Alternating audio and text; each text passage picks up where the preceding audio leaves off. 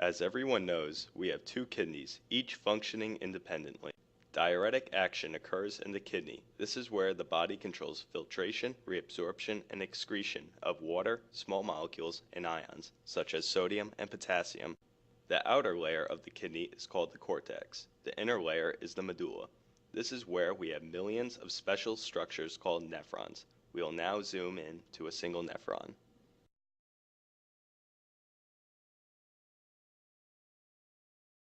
The nephron is a tubular structure similar to a porous pipe or hose. The glomerulus serves as a starting point for the flow through the nephron. First, the blood enters the glomerulus through the afferent arteriole. The blood exits the glomerulus through the efferent arteriole. The glomerulus is where the blood supply is filtered by osmosis and diffusion. As blood passes through the porous capillary loops, water and molecules smaller than about 50,000 molecular weight are filtered, passing into the Bowman space. This creates the luminal fluid flowing through the nephron tubule. About 1/5 of the total blood volume is continually filtered into the Bowman's capsule. About 99% of this volume is reabsorbed, leaving only a small volume to be excreted as urine. Each section of the nephron has a different morphology of cells making up the single-cell wall, which causes differences in water permeability and ion transport.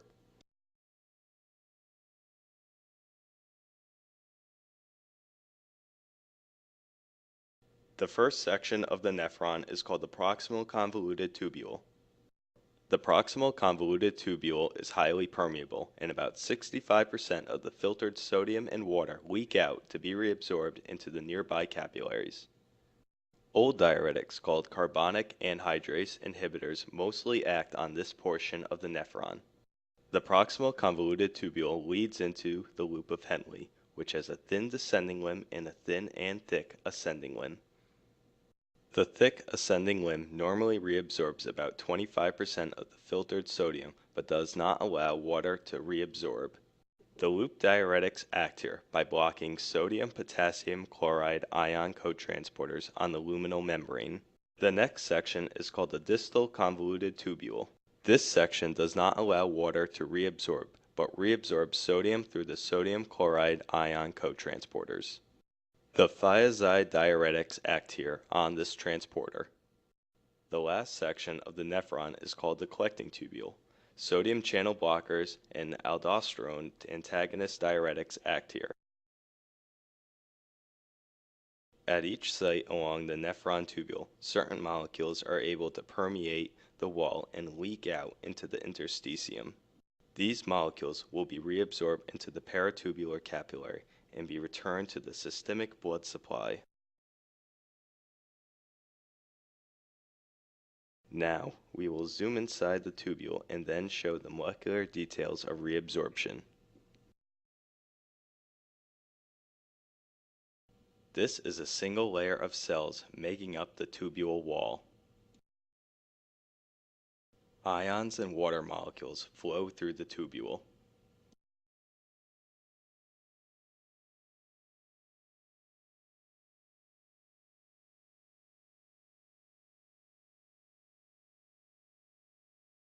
This image shows the single-cell layer making up the wall of the ascending limb of the nephron. This sodium reabsorption is driven by the sodium-potassium ATPase transporter on the antiluminal membrane. For every 3 sodium ions moving out of the cell to the interstitium, 2 potassium ions move from the interstitium to the inside of the cell. This causes a deficit of the sodium within the cell. This deficit is made up by the sodium-potassium chloride transporter on the luminal membrane of the cell. This transporter moves 1 sodium, 1 potassium, and 2 chloride ions from the lumen into the wall of the nephron. The potassium and chloride ions move down their concentration gradients through their respective channels. The potassium returns to the lumen through a potassium channel. The chloride is removed to the interstitium through a chloride channel. The net result is the continuing transport of 3 sodium ions and 6 chloride ions from the luminal fluid into the interstitium. This sodium is reabsorbed into the circulation. Because of the secretion of potassium, a positive voltage is generated in the lumen, resulting in reabsorption of positively charged ions through the paracellular junction.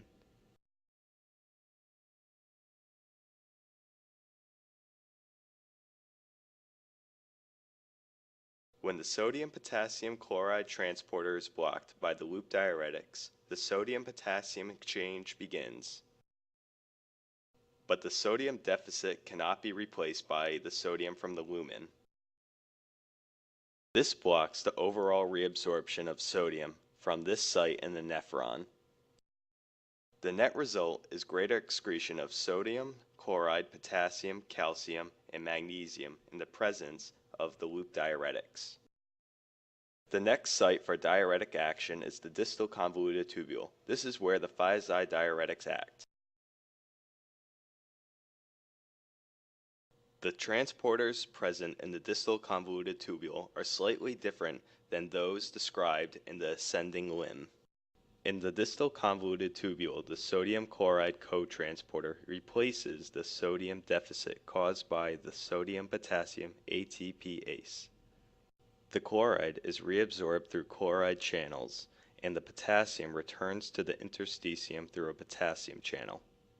This sequence results in overall sodium and chloride reabsorption. However, the thiazide-diuretics bind at the chloride binding site and block the sodium chloride cotransporter.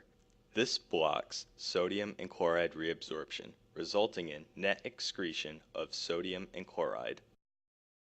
The last site for diuretic action is the connecting and collecting tubules. This is where the sodium channel inhibitors act. Again, the transporters present in the collecting tubule are slightly different than at the other sites of the nephron. At this site, the same sodium-potassium exchange occurs on the antiluminal membrane. However, the sodium is replaced at this site through the sodium channels on the luminal membrane, and potassium excretion is completed by transport through potassium channels on the luminal membrane. This continuing exchange results in overall sodium reabsorption and potassium excretion.